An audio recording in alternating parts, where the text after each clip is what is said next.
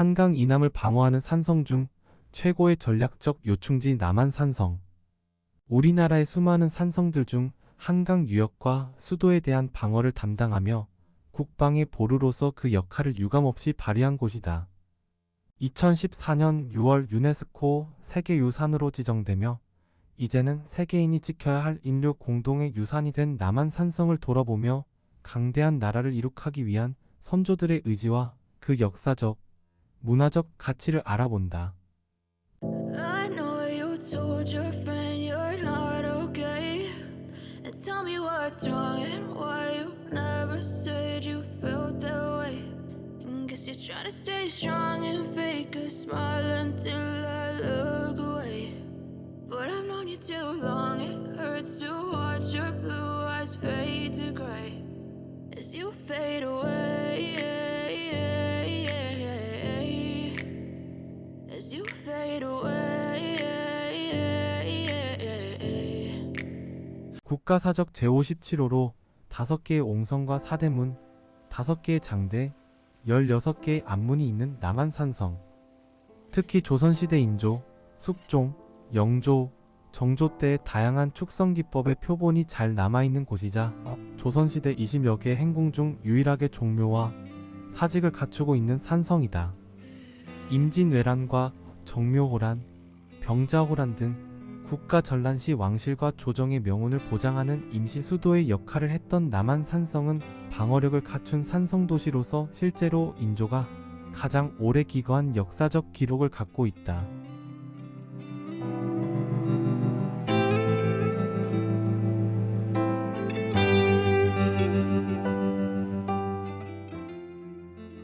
남한산성의 역사는 삼국시대까지 거슬러 올라간다. 한때 백제의 수도 위례성으로 추정되기도 했던 남한산성은 백제의 시조 온조왕이 세운 성으로 알려지기도 했으나 발굴 조사 결과 8세기 중반에 조성된 성벽과 건물터 등이 확인되어 신라 주장성의 옛터였을 것으로 추정되고 있다. 인조 때 1624년에서 26년 사이에 축성이 되고 그 이후에도 지속적으로 수축이 되고 보수가 되어 왔다. 그래서 여러 방식의 축성술의 발달 단계를 볼 수 있는 성곽이다. 이제 남한산성이 가진 역사적, 문화적 가치를 찾아보러 떠나본다.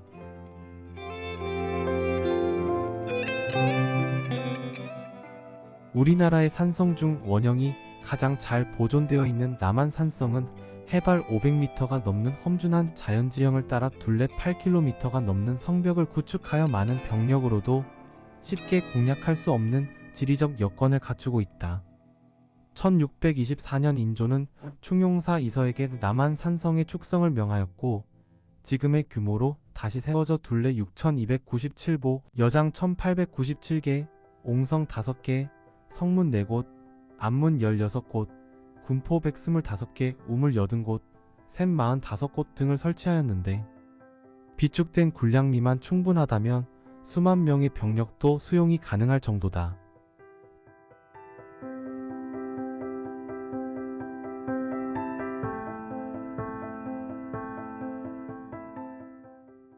남한산성을 쌓을 때 자연지세를 그대로 따라서 성을 쌓았다.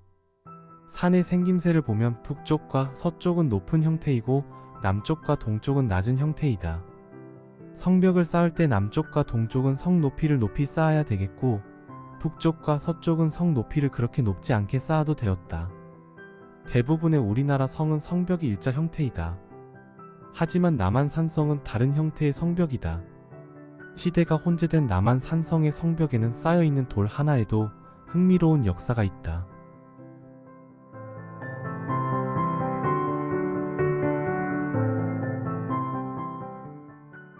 성벽은 자연석으로 막돌 쌓기를 하였는데 높은 성벽이 무너지지 않도록 큰 돌을 아래에 쌓고 작은 돌을 위로 쌓았으며 성벽은 위로 갈수록 안쪽으로 기울어져 있다. 이러한 들여쌓기는 전형적인 고구려 양식이다. 고구려의 기법을 통일신라가 계승을 하고 그 뒤 조선시대에 다시 쌓을 때 이런 성의 기법을 그대로 다시 도입을 한 것이다. 이렇게 비스듬하게 쌓인 성들은 절대 무너지지 않는다. 그렇기 때문에 이 남한산성은 오늘날까지 그 원형의 모습들을 거의 유지하고 있는 것이다. 성벽의 높이는 3m에서 7m 정도이다.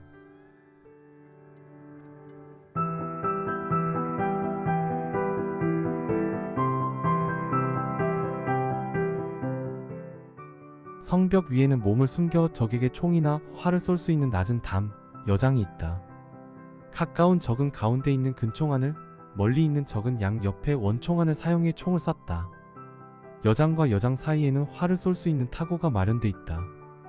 여장의 아래는 석재를, 위에는 전도를 이용해 쌓았는데 여장의 전도를 사용한 것은 산성 중 남한 산성이 유일하다. 능선을 따라 이어진 성벽 위에 1940여 개의 타구로 구성된 여장이 있다. 이러한 구조로 이루어져 있기에 성 안에서는 공격과 방어가 용이하지만 외부에서 성을 공격하기란 쉽지 않았을 것이다.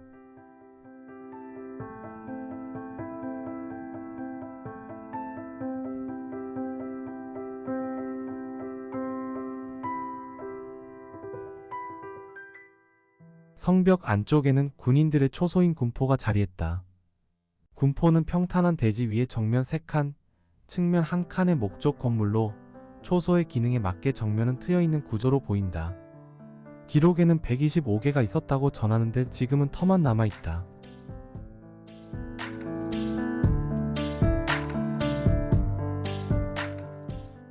남한 산성의 성곽은 하나로 이루어진 것이 아니라 남한 산성 본성과 외성으로 동쪽 벌봉 일대에 쌓은 봉암성과 한봉 일대의 한봉성, 남쪽의 신남성으로 이루어진 성곽이다.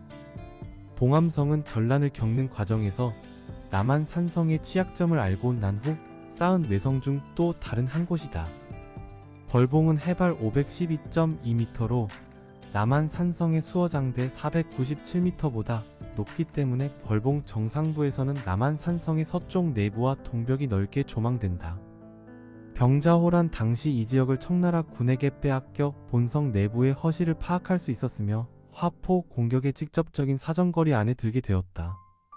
이번에 성곽을 돌며 보니 외성인 봉암성 훼손이 심각하다. 비바람에 해마다 조금씩 무너져 형체가 바뀌고 있다. 더 망가지기 전에 빨리 복구가 되었으면 하는 바람이다.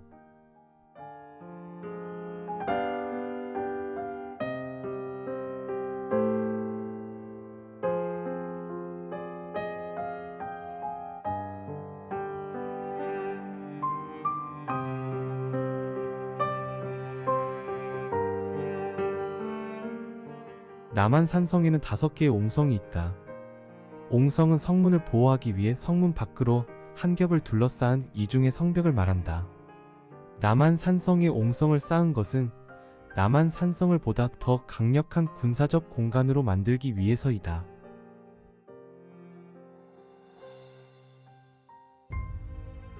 제2안문을 들어서면 장경사, 신지옹성이다. 본성에 덧대어 돌출시켜 축성한 성으로 앞에 한봉의 한봉성을 지원하고 본성에 접근하는 적군을 감시 퇴치하기 위해 만들었다. 끝에는 포를 설치하기 위한 포구가 있다. 5개의 용성 전체에는 20개가 넘는 포구가 설치돼 있었다.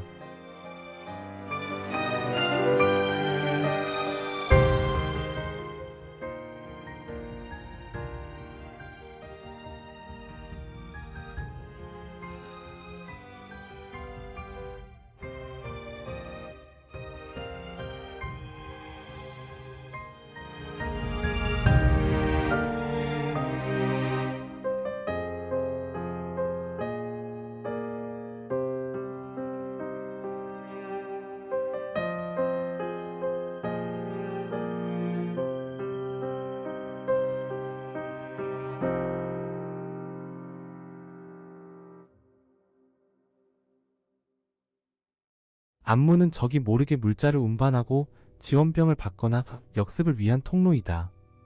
그렇기에 외부에서 관측이 어려운 곳에 설치를 하였다.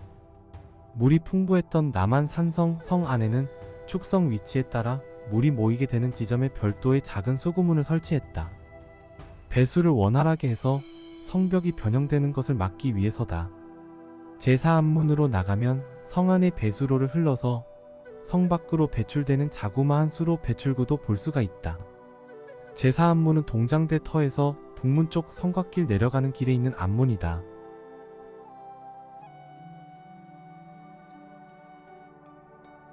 제11안문인 동안문은 안문 중 규모가 가장 크다.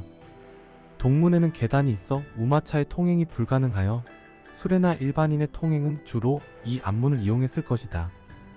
조선 말 천주교 박해시 희생당한 신자들이 이 안문을 통해 계곡으로 버려져 시구문이라고도 불리며 천주교인의 성지 순례 장소이다.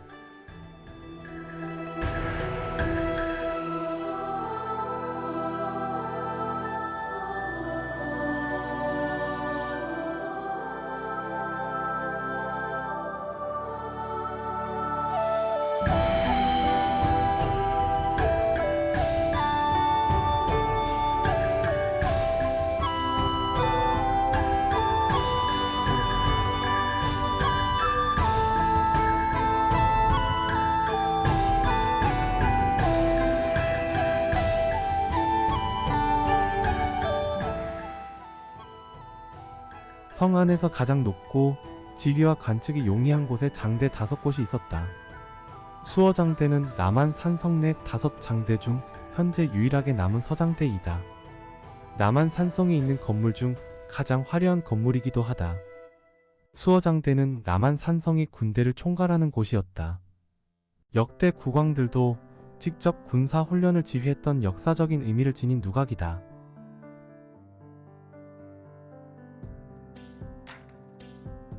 수어장대 내부에는 무망루라는 편액이 걸려있다.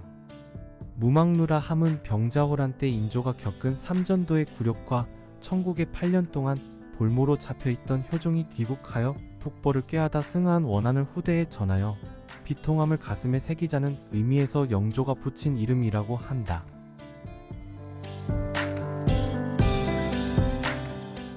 동, 남, 북장대와 외동장대는 터만 남아있다. 외 동장대터는 벌봉 근처에 있다.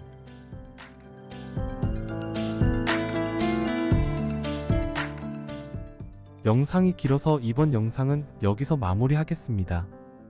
다음에는 수어장대에 있는 매바위와 청량당의 이야기, 남한산성의 4대 성문, 행궁 그리고 남한산성을 지켜온 사찰들에 대한 이야기를 하려 합니다. 영상이 유익하셨다면 구독과 좋아요 부탁드리며 인사드리겠습니다. 감사합니다. I know you told your friend you're not okay. And tell me what's wrong and why you never said you felt that way. And guess you're trying to stay strong and fake a smile until